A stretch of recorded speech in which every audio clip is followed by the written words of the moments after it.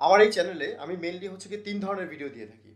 তো এক ধরনের ভিডিও হচ্ছে টিপস রিলেটেড ভিডিও, আরেকটা হচ্ছে গিয়ে কোর্স রিলেটেড ভিডিও, এবং আরেক ধরনের ভিডিও হচ্ছে গিয়ে মূলত লাইভ ভিডিও।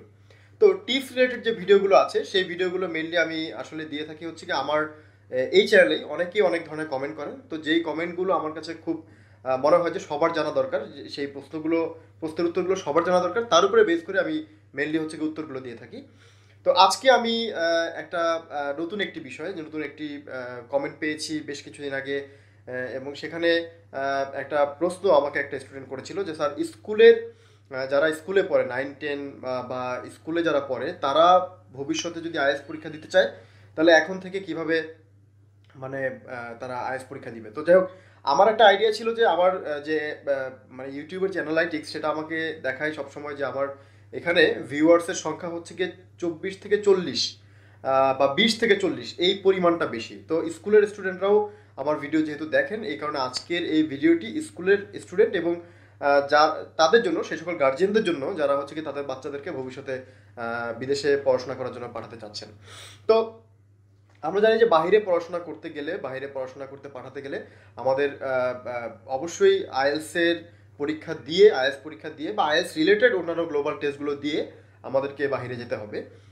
এটার কোনো বিকল্প নেই। যদিও বা আমি অনেক সময় মানে এই আইএলস এর স্কোর ছাড়াও দেশের বাইরে যাচ্ছে, কিন্তু সেটার আসলে যাওয়ার পরে তাদের ইএসএল কোর্স করতে হচ্ছে, সেটাও প্রায় 4 থেকে 5 লক্ষ টাকা বা 3 থেকে 5 লক্ষ টাকার মতো এক্সট্রা খরচ হয়ে যাচ্ছে। অথচ বাংলাদেশে যদি আপনি আইএলস করান আপনার বাচ্চাকে, বা আপনি যদি আমার স্কুলের একজন কিডস হয়ে থাকেন, আপনি যদি আইএলস বাংলাদেশে করেন তাহলে বাংলাদেশ থেকে পরীক্ষা দেওয়া সহ সব কিছু মিলিয়ে 50-60 হাজার বা 70-80 হাজার টাকার বেশি আপনার খরচ হবে না। সেখানে বাহিরে আপনি যখন আইএলস ছাড়া যখন দেশের বাইরে যাবেন, সেখানে একটা ইএসএল কোর্স 6 মাসের জন্য একটা ইএসএল কোর্স করা লাগে, এবং এটার জন্য প্রায় 3 থেকে 5 লক্ষ টাকা আপনার গুনতে হয়।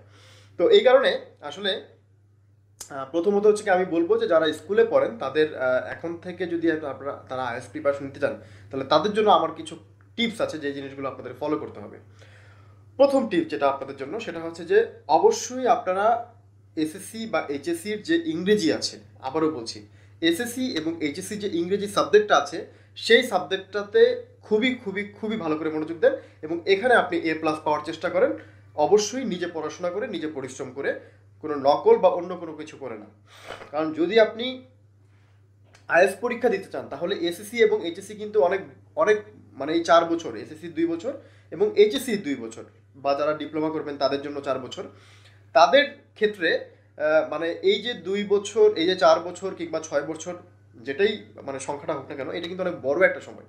এই সময়টা যদি আপনি ইংরেজি সাবজেক্টটা, আপনার যে সাবজেক্টটি আছে সেই সাবজেক্টটি যদি খুব ভালো করে পড়াশোনা করেন, এবং আরেকটা ব্যাপার যেটা আমি বলবো সেটা হচ্ছে আমরা আইএলটিএস পরীক্ষা যখন দিই তখন আমরা কিন্তু মানে রিডিং নিয়ে, আমাদের দেশের স্টুডেন্টরা, আমি বরাবরই বলে থাকি, রিডিং নিয়ে রাইটিং নিয়ে সবচেয়ে বেশি সমস্যা তারা ফিল করে। তো যেহেতু আপনাকে পরীক্ষা, এসএসসি পরীক্ষা, এইচএসসি পরীক্ষায় আপনাকে রিডিং রাইটিং এর উপরে টেস্ট দিতে হয়, তো এই কারণে এই দুটোর উপরে মনোযোগটা একটু বেশি দেন, এবং যত ভোকাবুলারি আছে সেই ভোকাবুলারিগুলো অবশ্যই ভালো করে শিখে নেন।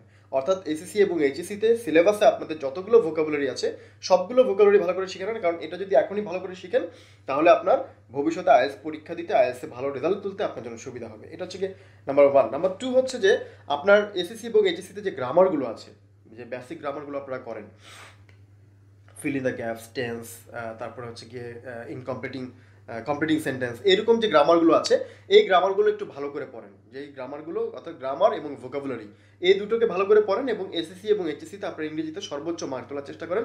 তাহলে দেখবেন আপনার জন্য আইএলটিএস পরীক্ষা দিতে, মানে ভবিষ্যতে যখন আপনি আইএলটিএস প্রিপারেশন নেবেন সেটার জন্য অনেক বেশি হেল্পফুল হবে। তার মানে এটা হচ্ছে প্রথম টিপ, আপনি আপনার সাবজেক্টিভ যে বিষয়টা সেটাতে ভালো নলেজ অর্জন করার চেষ্টা করেন। সেকেন্ড হচ্ছে যে যদি আপনি ভবিষ্যতে সত্যি সত্যি আইএলটিএস পরীক্ষা দিতে চান তাহলে আইএলটিএস এর উপরে বেস করে কিছু এক্সট্রা প্র্যাকটিস, যেটা আমার মনে হয় যে আপনি করতে পারলে ভালো হবে, সেটা হচ্ছে যে আপনি প্রতিদিন কমপক্ষে আধা ঘন্টা লিসনিং শোনেন, অর্থাৎ লিসনিং করেন। এই যে লিসনিং করাটা, এটা হচ্ছে কি বিবিসি নিউজ শুনতে পারেন, সিএনএন নিউজ শুনতে পারেন। আর যারা আমার এই চ্যানেলটি দেখছেন, এই চ্যানেলের যে মানে প্লে লিস্ট আছে, সেই প্লে লিস্টে দেখবেন লিসনিং স্কিল নামে একটা প্লে লিস্ট আছে। সেই প্লেলিস্টের যতগুলো ভিডিও আছে সবগুলো দেখে সেখানে আমি যেভাবে ইনস্ট্রাকশন দিয়েছি সেভাবেই আপনারা লিসনিং প্র্যাকটিসটা এখন থেকে করা শুরু করেন। আশা করি যে আমার যে ইনস্ট্রাকশন সে অনুযায়ী যদি আপনারা 4 বছর যদি আধা ঘন্টা করে প্রতিদিন যদি লিসনিং প্র্যাকটিস করতে পারেন, তাহলে আপনার ইংলিশ লিসনিংটা অনেক ভালো হবে। এবং আইএলসের এইচএসসি পরীক্ষা দেওয়ার পর সাধারণত তো এসএসসির পরে কেউ আইএলস পরীক্ষা দেয় না, তো এইচএসসির পর যে 3 মাসের গ্যাপটা আপনি পাবেন, সেই 3 মাসে আপনি আইএলস প্রিপারেশন নিলে আইএলসে দেখবেন যে 6.5 বা 7 চলে আসছে, যেটা সাধারণত যে কোনো বিশ্ববিদ্যালয়ে ভর্তির ক্ষেত্রে একটা মিনিমাম রিকোয়ারমেন্ট থাকে। ঠিক আছে? তো তাহলে যেটা বললাম, দ্বিতীয় টিপ যেটা, সেটা হচ্ছে প্রতিদিন আধা ঘন্টা শুনবেন। তৃতীয় যে টিপসটা, সেটা হচ্ছে প্রতিদিন আধা ঘন্টা থেকে 1 ঘন্টা ইংলিশ নিউজ পেপার আপনি পড়া শুরু করবেন। বাংলাদেশি অনেক নিউজ পেপার আছে, এগুলো দিয়ে শুরু করতে পারেন।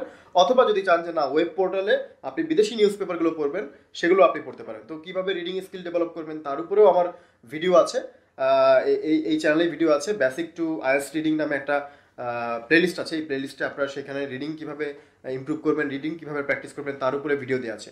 তো সেখান থেকে আপনারা দেখে নিতে পারবেন যে মানে আপনারা কীভাবে আপনার রিডিংটাকে ডেভেলপ করবেন। তাহলে মূলত আমি আপনাদেরকে আজকে 3টি টিপস দিচ্ছি। হ্যাঁ, স্পিকিংয়ের ব্যাপারে এখনই এতটা জোর দিচ্ছি না, এই কারণে যে করতে পারলে ভালো। আপনি যদি স্পিকিংটা যদি মানে একটু একটু করে যদি নিজে নিজে বলতে পারেন, নিজে নিজে যদি পার্টনার ম্যানেজ করে যদি একটু স্পিকিং প্র্যাকটিস করতে পারেন, তাহলে ভালো। কিন্তু আসলে হয় কি যে এসএসসি এবং এইচএসসি এই টাইমটা আমরা অনেক বেশি পরিমাণে মানে পড়ালেখার বাইরে অনেক বেশি বন্ধু বান্ধব, অনেক বেশি খেলাধুলা, অনেক বেশি কম্পিউটার গেমস নিয়ে, এগুলো নিয়ে এত বেশি ব্যস্ত থাকি যে এর মাঝে আমি যেটুকু সময় আপনাদেরকে বলছি সেটুকু সময় বের করাটা খুব টাফ।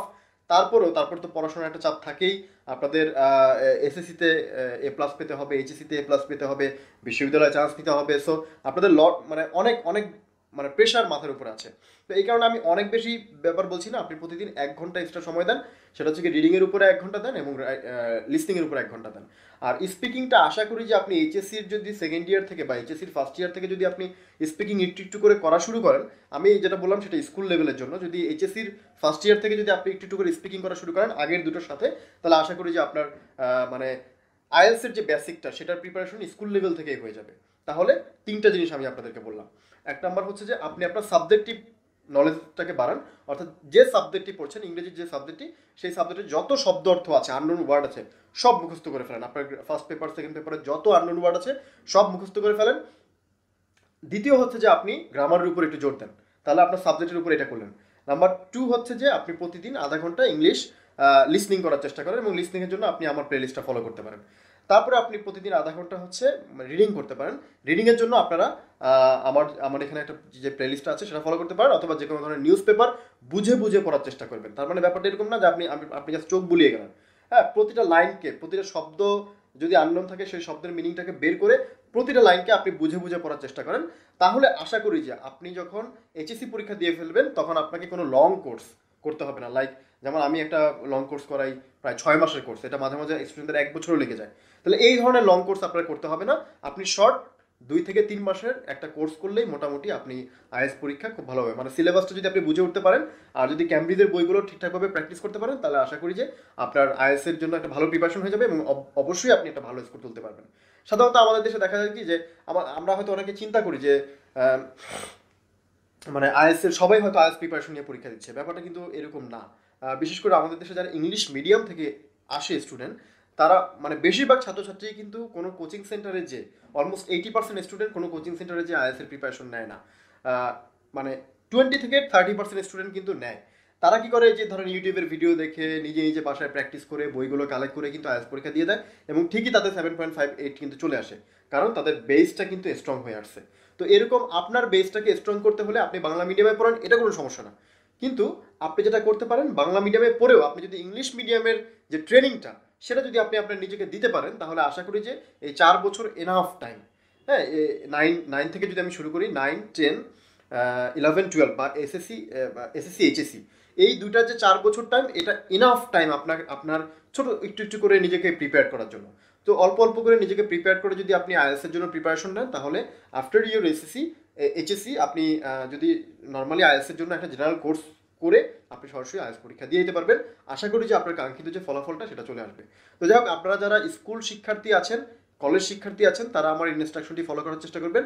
এবং আপনারা যারা এখানে গার্জিয়ান আছেন, যারা আসলে যারা অনেকেই তো আছেন যারা একটু বয়স্ক, যারা গার্জিয়ান, হ্যাঁ, তারা অবশ্যই তাদের বাচ্চাদেরকে যদি ভবিষ্যতে বিদেশ পাঠাতে চান, তাহলে তারা চাইলে এই যে আমি যেভাবে গাইডলাইন দিলাম, এইভাবে আপনারা এখন থেকে আপনাদের ছেলে মেয়ে, আপনাদের ছোট ভাই বোন বা আপনাদের ভাগিনা ভাগ্নি যারাই আছে তাদেরকে এই গাইডলাইনটা দিয়ে এখন থেকে একটু ট্রেন আপ করতে পারেন। এবং গার্জেনদের উদ্দেশ্যে আমি বলবো যে একটু অবজার্ভ করবেন তারা এগুলো মেনটেন করছে কিনা, কারণ পারসিস্টেন্সটা কিন্তু অনেক বড় একটা বিষয়। আমি আবেগে পড়ে শুরু করলাম, 1-2 মাস করলাম, তারপরে আর কন্টিনিউ করলাম না, কোনো লাভ হবে না। আমাকে এটা কন্টিনিউয়াসলি করে যেতে হবে, আমার এখানে কনসিস্টেন্সিটা খুব দরকার। সুতরাং এই কনসিস্টেন্সি যদি ঠিক থাকে, প্রতিদিন যদি আমি 1 ঘন্টা করে পড়ি, বিলিভ মি আপনার স্কিল অবশ্যই ইমপ্রুভ হবে 4 বছরে, এবং 4 বছর এনাফ টাইম এই স্কিলটাকে ইমপ্রুভ করার জন্য। তো যাই হোক ডিয়ার ভিউয়ার্স, যারা আমার এই ভিডিওটি দেখছেন সবাইকে অশেষ অশেষ ধন্যবাদ এই ভিডিওটি শুরু থেকে শেষ পর্যন্ত দেখার জন্য। আর আমার এই টিপসগুলো অবশ্যই আপনারা চেষ্টা করবেন কাজে লাগানোর জন্য, বা আপনারা যদি গার্জেন হয়ে থাকেন আপনাদের কিডসদেরকে চেষ্টা করবেন এই টিপসগুলো কাজে লাগানোর জন্য। তো আজকের এই লেসনটি এই পর্যন্তই। সবাই ভালো থাকবেন, সুস্থ থাকবেন। নেক্সট ভিডিও দেখার আমন্ত্রণ জানিয়ে আজকের এই ভিডিওটি এখানে শেষ করছি। Thank you very much.